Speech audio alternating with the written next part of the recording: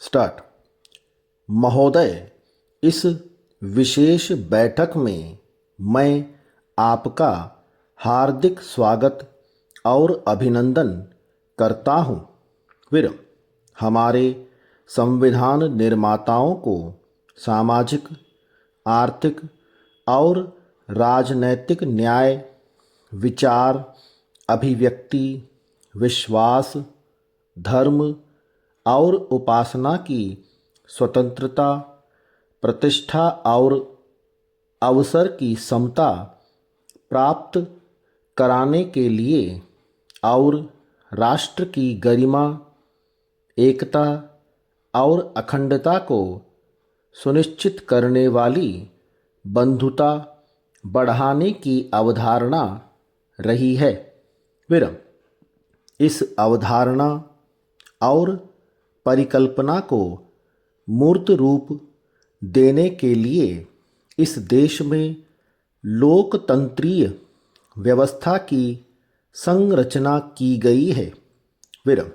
इस संरचना को हमने न केवल अंगीकार किया है, बल्कि इन 50 वर्षों में लोकतंत्र की जड़ों को मजबूत भी किया है।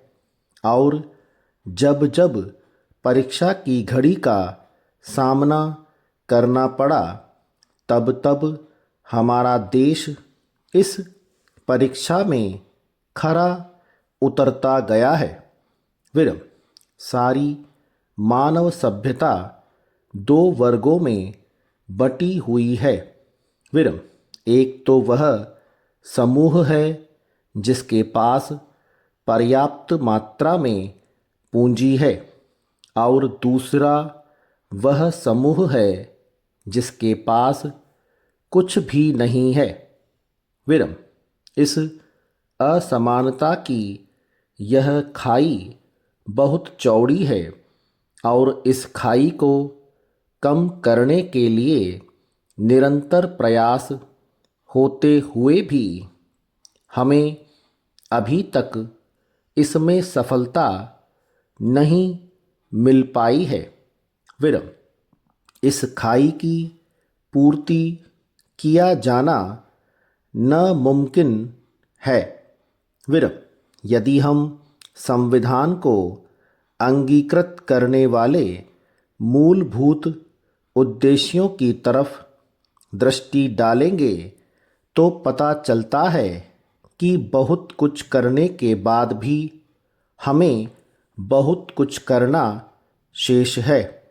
पैरा।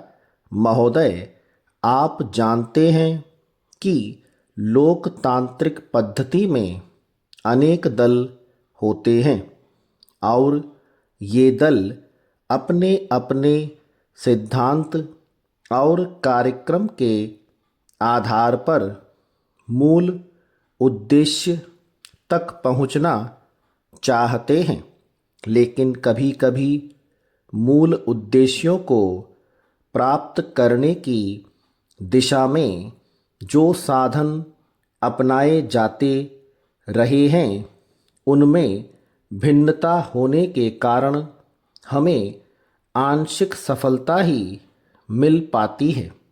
विरम। इसलिए हमें ऐसे क्षण भी निकालना चाहिए जब सभी दल बैठकर समग्र विकास के सिलसिले में अपने विचारों के माध्यम से किसी भावी योजना की परिकल्पना करें।